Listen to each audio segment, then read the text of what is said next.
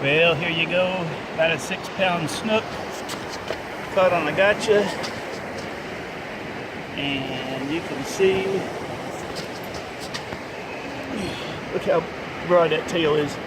This thing is 24 inches long. We had a double rig here with the curly tail, and then this gotcha. These things got a razor sharp plate here in front of their gill plate, so you better not ever get up into that. Beautiful snook. I'm going to put him back. Can't keep him right now during this particular time. He's good and healthy. He's going back in.